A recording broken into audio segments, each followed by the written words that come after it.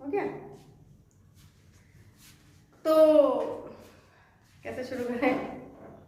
A very warm welcome to all of you in शिक्षक sir classes, अब online भी offline भी। बेटा कल आपके बोर्ड एग्जाम्स है और आपसे ज़्यादा मुझे टेंशन है कि आपका एग्जाम अच्छा जाना चाहिए। तो बेटा कुछ क्वेश्चंस ऑप्टिकल बेंच के और कुछ क्वेश्चंस इलेक्ट्रिसिटी के मैं लेकर के आई हूँ, इसे ज़रूर से एक बार देख लीजिए आप। हो सकता है कि इससे रिलेटेड क्वेश्चन आपके बोर्ड एग्जाम में आ जाए। तो पहला क्वेश्चन मैंने बोर्ड पर लिख रखा है, ये देखिए, ये फर्स्ट क्वेश्चन है आपका। थोड़ा सा मैं इसको जूम कर दूं।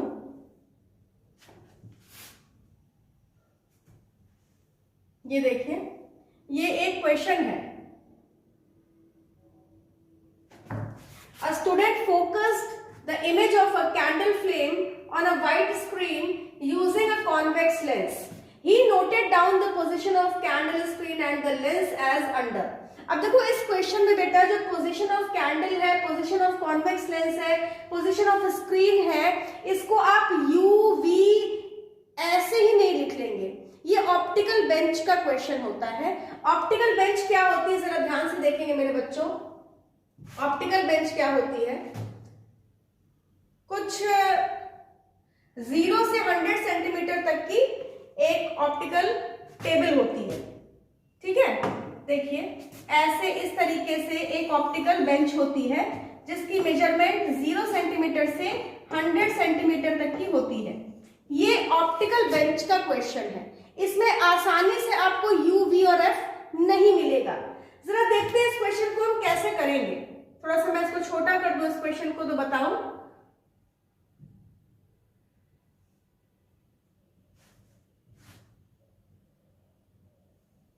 मैं क्वेश्चन थोड़ा छोटा कर दे रही हूं, आपको दिख रहा होगा।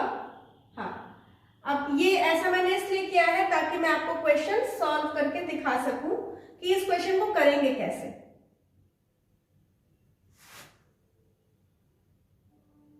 देखो अब इस क्वेश्चन में कह रहा है कि position of candle 12 centimetre. 12 centimetre का मतलब क्या है? कहां से 12 सेंटीमीटर? तो इसके लिए आपको एक ऑप्टिकल बेंच एज्यूम करना पड़ेगा। सपोज करिए ये कोई ऑप्टिकल बेंच है और इसका 0 यहां पर है और ये 100 सेंटीमीटर तक की बेंच होती है बेटा। आप कभी आइएगा, मैं आपको दिखाऊंगी। तो कैंडल 12 सेंटीमीटर पर रखा है तो आप यहां पर 0 से 12 सेंटीमीटर की दूरी पर आप कैंडल रख दीजिए, ठीक है? एग्जाम में बिल्कुल ऐसे ही कर रहा है आपको। ये हो गया आपका position of candle. Position of convex lens कह रहा है 50 सेंटीमीटर, तो यहां से 50 सेंटीमीटर पर आप अपना कॉन्वेक्स लेंस एज्यूम कर लीजिए। ये है आपका कॉन्वेक्स लेंस 0 से 50 सेंटीमीटर की दूरी पर। और पोजीशन ऑफ स्क्रीन देखिए कह रहा है 88 सेंटीमीटर पर, तो इसकी स्क्रीन 88 सेंटीमीटर लगभग समझ लीजिए आपने यहां पर ले रखी है। तो यहां से 88 सेंटीमीटर पर आपकी स्क्रीन लगा दी गई है। This is your screen. और आपको पता है बेटा कि स्क्रीन क्या होती है?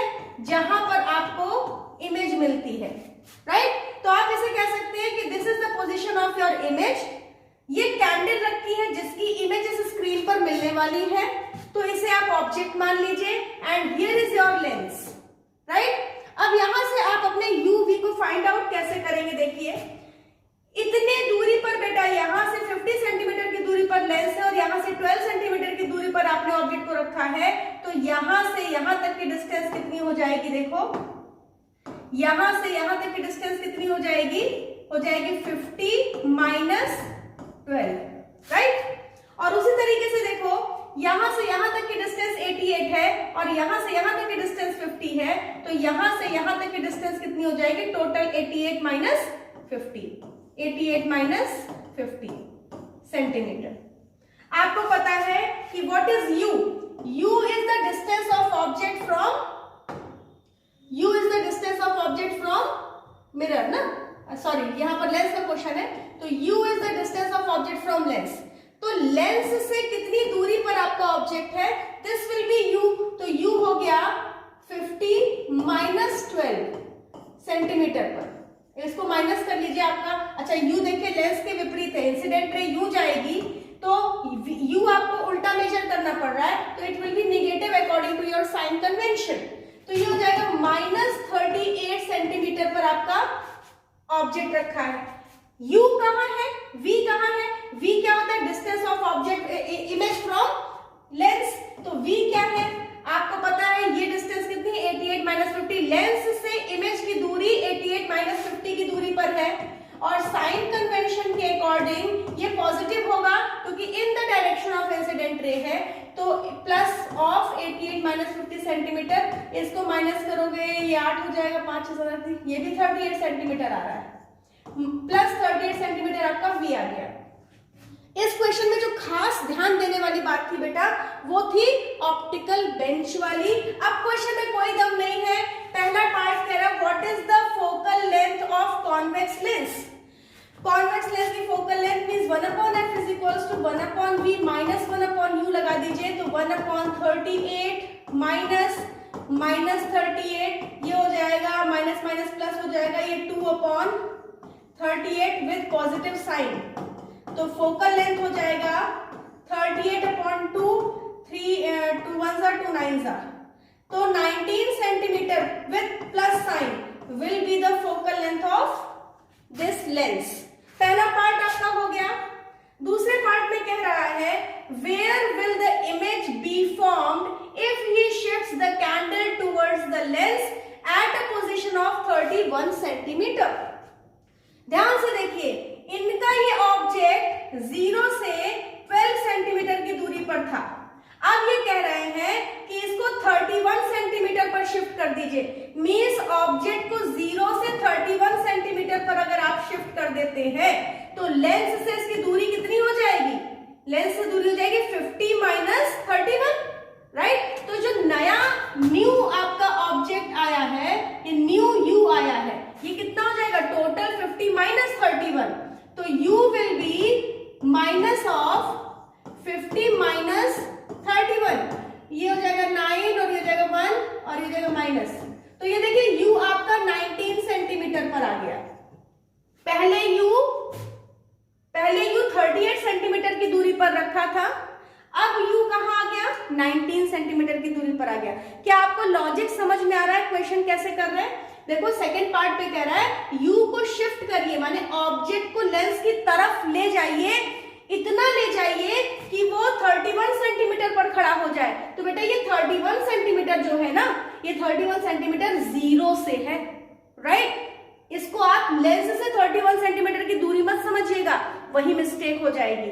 तो अब आप देखिए यहां से आपका असली u मिल गया आपको कि असल में ये ऑब्जेक्ट अब जब आपने 31 सेंटीमीटर नजदीक खिसका दिया है तो ये 19 सेंटीमीटर की दूरी पर हो गया है।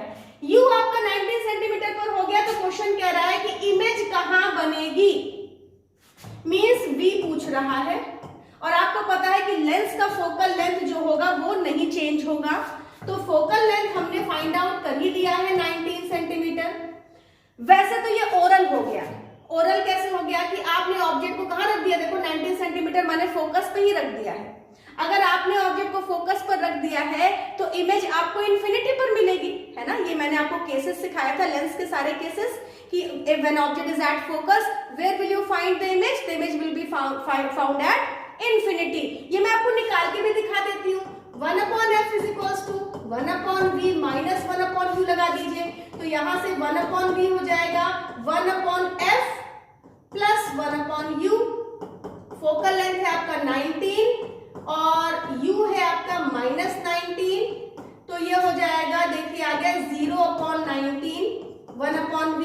तो v हो गया 19/0 बराबर इन्फिनिटी। तो आपका ऑब्जेक्ट अगर 31 सेंटीमीटर आगे शिफ्ट किया गया तो इमेज कहां मिलेगी? एट इन्फिनिटी मिलेगी। आपने अगर केसेस को अच्छे से घोल के पिया है जैसा मैंने आपको सिखाया था तो आपको इतना करने की कोई जरूरत नहीं है। आप यहीं से आंसर दे सकते हैं कि आपने ऑब्जेक्ट 19 पर रखा है और इस लेंस का फोकस भी 19 पर है, तो डेफिनेटली इमेज आपकी इन्फिनिटी पर बनेगी। सेकेंड पार्ट हो गया। Third part, what will be the nature of image form if he further shifts the candle towards the lens. अब 19 सेंटीमीटर पर लाकर खड़ा कर दिया है इसने, ऐसे धीरे धीरे खिसकाते खिसकाते। यहां पर जब इसने खड़ा किया तो ये फोकस पर आ चुका था, और अंदर ऑब्जेक्ट को शिफ्ट किया गया तो क्या होगा? केसेस को ध्यान से पढ़िए मेरे बच्चों, मैं बार बार आपको बता रही हूं, ये फिर केसेस का क्वेश्चन है। ऑब्जेक्ट अगर ऑप्टिकल सेंटर और फोकस के बीच में आता चला जाएगा, टुवर्ड्स लेंस आता चला जाएगा, तो आपकी image virtual magnified in the side of object मिलेगी। ये कौन सा केस बन जाएगा? फोकल लेंथ और ऑप्टिकल सेंटर के बीच वाला केस बन जाएगा। आप फोकस से भी नजदीक कर रहे हो अगर ऑब्जेक्ट को, तो आपको कैसी इमेज मिलने वाली है? आपको इमेज मिलेगी वर्चुअल इरेक्ट मैग्निफाइड, और वर्चुअल का मतलब ही होता है in the side of object. Is that clear to all of you? Now come to the fourth part. Draw a ray diagram to show the formation of image in case. आप ray diagram बना दीजिएगा। कौन सा रे diagram बनाना है आपको? Focal length और optical centre के बीच वाला रे डायग्राम बना करके दिखा दीजिएगा। ये ऑब्जेक्ट है और ये है आपका एफ, और ये चली गई आपकी इंसिडेंट रे, और यहां से जो आपकी ऑप्टिकल सेंटर से जाएगी it will go parallel to each other. तो अगर ऑब्जेक्ट फोकस पर है तो इन्फिनिटी पर मिलेगा, और फोकस और सेंटर ऑफ कर्वेचर के बीच में है तो ये देखो यूं जाएगी, और दोनों पीछे बढ़ाओगे तो कहीं मिलेगी, कहां मिलेगी? इन द साइड ऑफ ऑब्जेक्ट, ये मिलेगी। देखो अगर आपने ऑब्जेक्ट को फोकस से ज्यादा नजदीक किया तो you will get virtual erect magnified in the side of object. And as said above, third part ये तो हो चुका है, ठीक है। तो इस तरीके से ऑप्टिकल बेंच का क्वेश्चन आप करेंगे अगर आता है तो। इस वीडियो को ध्यान से देखिए, दोहरा कर समझिए। ये ऑप्टिकल बेंच का एनसीईआरटी एग्जाम्पलर में भी दिया हुआ है और आपकी एनसीईआरटी की किताब में भी दिया हुआ है। इसकी प्रैक्टिस जरूर कर लीजिएगा, इससे मिलता जुलता क्वेश्चन आने की संभावना हो सकती है। Now come to the next question. Next question आपका क्या है? नेक्स्ट क्वेश्चन देखिए, B1, B2, B3 are three identical bulbs connected as shown in figure। ये है आपका फिगर, ये भी एनसीईआरटी एग्जाम्पलर का बहुत अच्छा क्वेश्चन है। When all the three bulbs glow, a current of 3 ampere is recorded by ammeter A।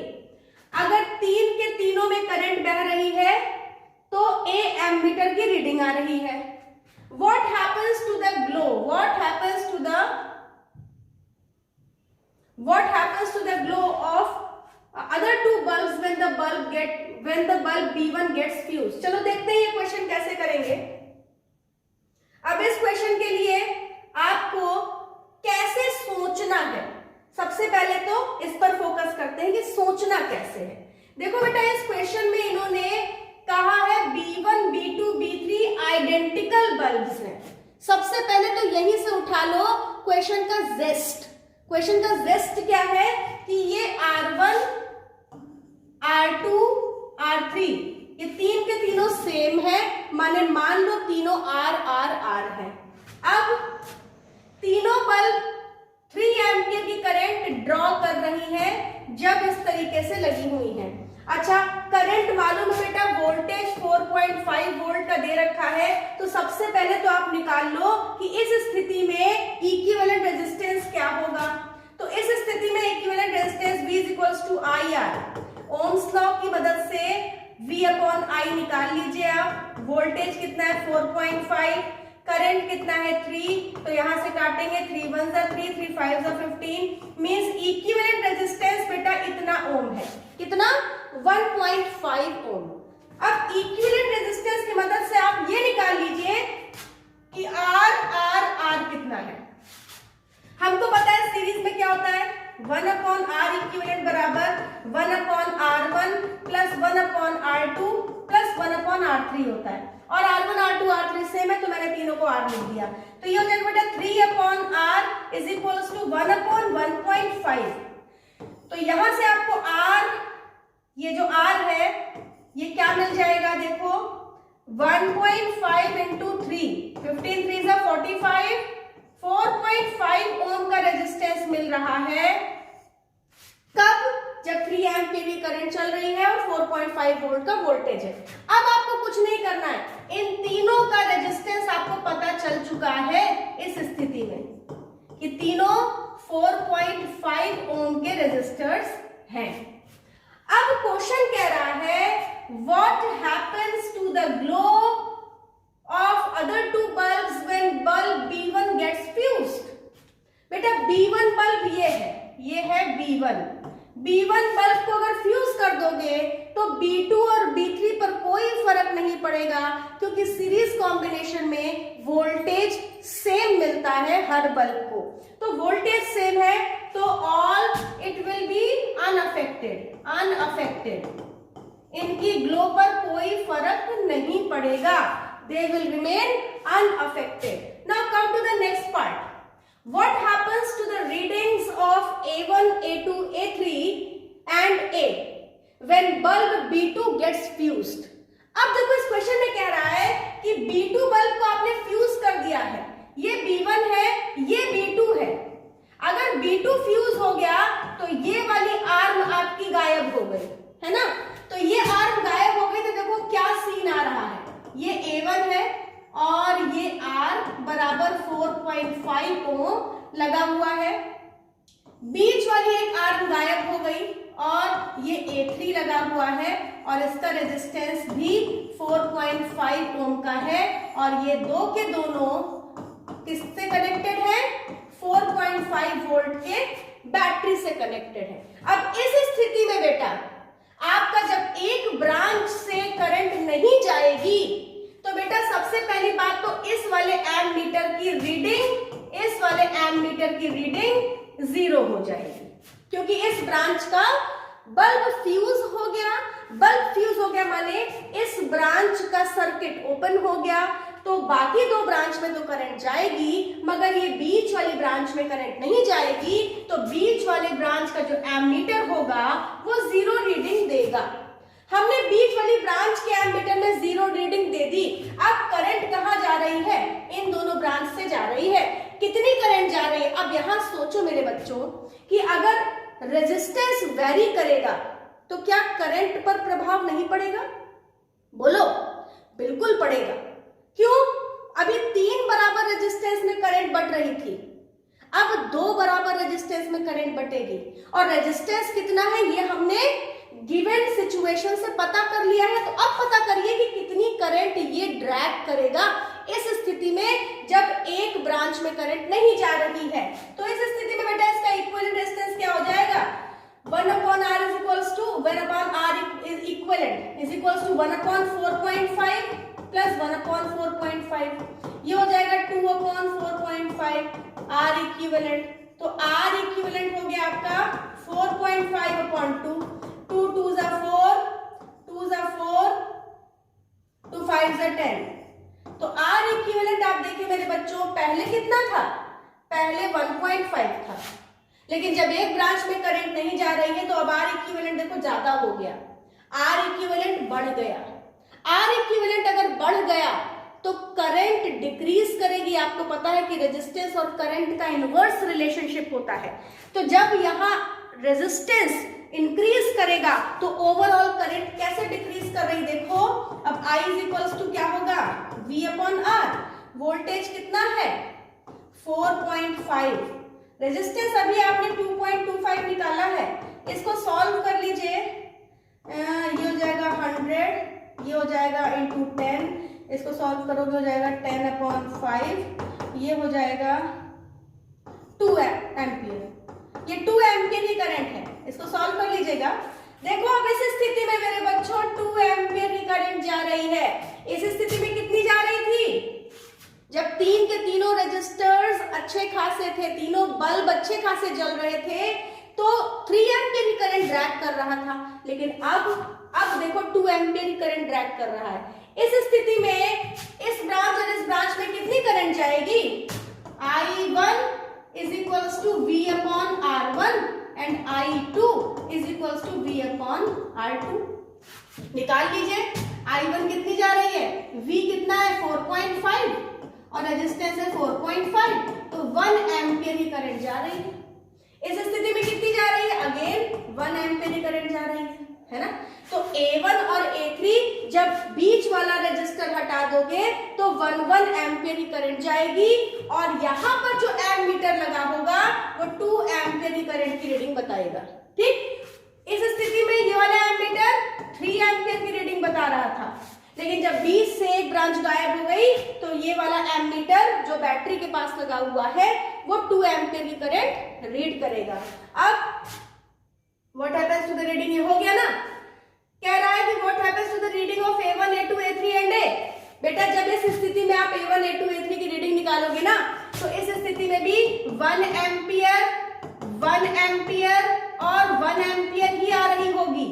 निकाल कर देख लीजिएगा, 3 एम्पियर की करंट है, 3 बराबर रेजिस्टर्स में बट रही है तो 1 1 1 ही तो बटेगी। माने पुरानी स्थिति में भी 1 और 1 मिल रहा था A1 और A3, और नई स्थिति में भी 1 और 1 ही मिल रहा है A1 और A3 को।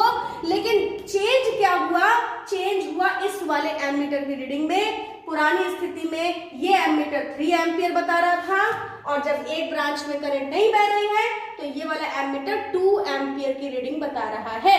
माने कि A1 और A3 की रीडिंग सेम रहेगी, A2 की रीडिंग 0 हो जाएगी और A की रीडिंग 2 एम्पियर हो जाएगी। ये आपको करके दिखाना है। How much power is dissipated in the circuit when all the 3 bulbs bulb together? जब तीन के तीनों बल्ब एक साथ जलेंगे तो P बराबर VI लगा लीजिए। वोल्टेज है 4.5, करंट ड्रैग हो रहा है 3 का। Solve it out and get your answer. इतना वॉट का पावर डिसिपेशन होगा। Is that clear to all of you?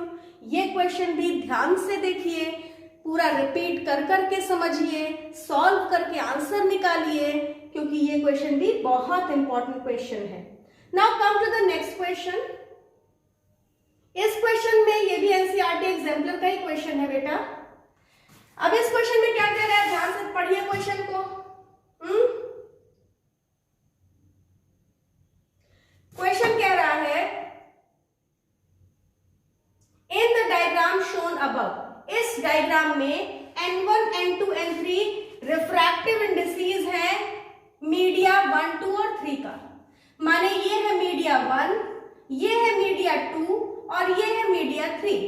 Media 1 का रिफ्रैक्टिव इंडेक्स N1 है, मीडिया 2 का रिफ्रैक्टिव इंडेक्स N2 है और मीडियम 3 का रिफ्रैक्टिव इंडेक्स N3 है।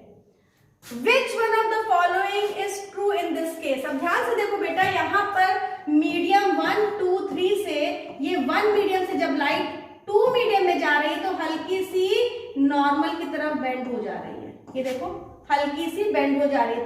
θ1 जो है इज ग्रेटर देन θ2 है, और जब सेकेंड से थर्ड मीडियम में जा रही है तो और बेंड हो जा रही है। मीन्स ये θ2 ये θ3 इज ग्रेटर देन θ2 है। आपको पता है कि जब बेंडिंग टुवर्ड्स नॉर्मल होती है तो मीडियम डेंस हो जाता है। माने कि इन दोनों का कंपैरिजन करें तो ये रेयर ये डेंस है, और अगर इन दोनों का कंपैरिजन करें तो ये रेयर ये डेंस है, राइट। और आपको पता है कि डेंसर मीडियम का रिफ्रैक्टिव इंडेक्स हमेशा ज्यादा होता है। Denser the medium, greater is the value of refractive index. अब देखो कह रहा है N1 is equals to N2। क्या N1 N2 के बराबर हो सकता है? बेटा अगर N1 N2 के बराबर होता तो लाइट सीधी चली जाती, बेंड नहीं करती। इसका मतलब पहला ऑप्शन गलत है। दूसरे ऑप्शन पर आइए, N1 greater than N2। N1 means refractive index of first medium is greater than refractive index of second medium. अगर ऐसा होता तो लाइट आगे जाती, लेकिन लाइट आगे कहां गई? लाइट तो टुवर्ड्स गई है। इसका मतलब N2 is greater than N1 है, ना कि N1 ग्रेटर देन N2। ये भी गलत हो गया। थर्ड पर आइए, N2 ग्रेटर देन N3। अगर N2 और N3 के कंपैरिजन में आप खुद ही निकाल लीजिए, N2 छोटा है N3 बड़ा है बेटा। N2 छोटा है N3 बड़ा है, means refractive index of third medium is greater than second medium, तभी टुवर्ड्स नॉर्मल बेंडिंग हो रही है, तो ये भी गलत हो गया। और चौथे पर आइए, N3 ग्रेटर देन N2। अभी आपके सामने मैंने ये निकाल दिया। क्यों? क्योंकि N2 से सेकेंड से थर्ड मीडियम में जब लाइट जा रही है तो वो टुवर्ड्स नॉर्मल बेंड हो रही है, मींस थर्ड मीडियम का रिफ्रैक्टिव इंडेक्स ज्यादा डेंस है as compare to second medium, तो N3 greater than N2 will be the correct option. अच्छा, एक बात और बेटा ध्यान रखिएगा कि एक क्वेश्चन आता है जिसमें कई बच्चों को बड़ी समस्या हो रही है कि ma'am bulb B1, B2, B3 इन तीनों को अगर सीरीज में लगा देते हैं तो कौन वाला बल्ब ज्यादा ब्राइट जलेगा पैरेलल लगाने पर, और समथिंग ऐसा कोई क्वेश्चन आप लोग को बहुत परेशान कर रहा है। क्वेश्चन मैं कुछ बनाने की कोशिश कर रही हूँ। मान लीजिए ये कोई बल्ब है, ये 20 वॉट का बल्ब है और ये कोई 30 वॉट का बल्ब है, और 20 वॉट का बल्ब है, ये कोई 30 वॉट का बल्ब है और ये कोई 40 वॉट का बल्ब है ना। डिफरेंट वॉटेज के 3 बल्ब हमने पैरेलल में लगा दिए। मान लीजिए 220 वोल्ट का सप्लाई दे रहे हैं और इन्हीं तीनों बल्ब को मैं सीरीज में लगा रही हूँ, 20, 30 एंड 40। इन तीनों बल्ब को अगर हमने सीरीज में लगा दिया तो जो ब्राइटनेस है वो कैसे वेरिएबल होगी, 20 वॉट, 30 वॉट एंड 40 वॉट। इस प्रकार के क्वेश्चंस को कैसे करेंगे जरा देख लीजिए बेटा। यहाँ पर पावर्स दे रखा है ना, 3 बल्ब है, एक 20 वॉट का बल्ब है, एक 30 वॉट का बल्ब और एक 40 वॉट का बल्ब है, और सप्लाई इनको 220 वोल्ट की मिल रही है। तो ऐसे केस में आपको पता है बेटा कि P बराबर क्या होता है, V²/R I, है ना, यही होता है ना, सॉरी I क्या होगा, P = V²/I, और हीट डेसिपेशन क्या हो जाएगा, V²/RT, है ना, I²RT होता है ना, I²RT, V²/R और R कट जाएगा, ठीक है, I² V²/R टाइम्स T। तो ये हो जाएगा जब आपके 3 के तीनों बल्ब पैरेलल में लगे हैं। बेटा जब तीनों बल्ब पैरेलल में लगते हैं तो जिस बल्ब की हाईएस्ट पावर होती है, हाईएस्ट पावर, उस बल्ब का लोएस्ट रेजिस्टेंस होता है। जिस बल्ब की हाईएस्ट पावर होती है, हाईएस्ट पावर, उस बल्ब की लोवेस्ट रेजिस्टेंस होता है, ठीक है। और रेजिस्टेंस का पावर के साथ आप रिलेशन देख लीजिए, सॉरी हीट के साथ भी देख लीजिए, जिसका लोएस्ट रेजिस्टेंस उसकी हाईएस्ट हीट, है ना। तो lowest resistance means highest heat, highest heat. और आपको पता है कि जितना ज्यादा हीट एनर्जी डेसिपेशन होगा उतना ज्यादा ब्राइट बल्ब ग्लो करेगा, मींस हाईएस्ट पावर वाला बल्ब सबसे ज्यादा ब्राइट ग्लो करेगा। सबसे ज्यादा ब्राइट कौन सा बल्ब होगा, सबसे ज्यादा पावर वाला बल्ब सबसे ज्यादा ब्राइट ग्लो करेगा। अब अगर सीरीज में आ जाए तो सीरीज में बेटा आपका P = VI, यहां पर आप I² I²R बन जाएगा, P = I²R बन जाएगा और H हो जाएगा I²RT, ठीक। हम ये ऐसा क्यों कर रहे हैं ये आप याद कर लीजिए, या अभी मैं इसको समझा भी दूंगी आपको विधिवत, कि जब हम पैरेलल में हीट को लेते हैं तो जो कांस्टेंट होता है उसी वाले हीट के फॉर्मूले को बना लेते हैं। आपको पता है पैरेलल में वोल्टेज कांस्टेंट होता है, तो हमने हीट का फॉर्मूला वोल्टेज वाला बना लिया। ये शॉर्ट ट्रिक में आपको बता रही हूँ क्योंकि कल आपका एग्जाम है। और जब हम सीरीज में लेते हैं तो हीट वाला वो फॉर्मूला कंसीडर करते हैं जो कांस्टेंट है। तो आपको पता है सीरीज में I कांस्टेंट होता है, तो मैंने हीट का फॉर्मूला I से बनाया है और यहाँ पर हीट में फॉर्मूला V से बनाया है। आपको जब हीट के क्वेश्चन पैरेलल में इस तरीके से दिए जाए तो हीट का ये फॉर्मूला यूज करिएगा, और अगर सीरीज में दिया जाए तो ये फॉर्मूला यूज करिएगा। इसमें क्या होगा बेटा, इसमें जो हाईएस्ट पावर होगी, जो हाईएस्ट पावर होगी उसका लोएस्ट रेजिस्टेंस होगा, है ना, और जिसका लोएस्ट रेजिस्टेंस होगा उसकी हीट लोएस्ट होगी। तो माने इस केस में जो लोएस्ट पावर होगा, जो लोएस्ट पावर होगा, लोएस्ट पावर के पास, लोएस्ट पावर वाला जो बल्ब होता है, लोएस्ट पावर वाले बल्ब के पास हाईएस्ट रेजिस्टेंस होता है, हाईएस्ट रेजिस्टेंस होता है, ठीक है। और जिसके पास हाईएस्ट रेजिस्टेंस होगा उसका हीट भी हाईएस्ट होगा, हाईएस्ट हीट होगा। और हाईएस्ट हीट जिसके पास होगा वो सबसे ज्यादा ब्राइट ग्लो करेगा। तो सीरीज कॉम्बिनेशन में सबसे ज्यादा ब्राइट कौन होगा? जिसका पावर लोवेस्ट होगा। देखो बेटा होता क्या है, यहां पर ये वाली लाइन जो हम करंट वाली लाइन बता रहे हैं, करंट तो यहाँ तीन के तीनों के पास कांस्टेंट है ना, लेकिन वोल्टेज सबसे ज्यादा किसके पास होगा? सबसे ज्यादा वोल्टेज इसके पास होगा ना, इसके पास। इसका V1 वोल्टेज, इसका V2 वोल्टेज, इसका V3 वोल्टेज, है ना। V = IR होता है ना।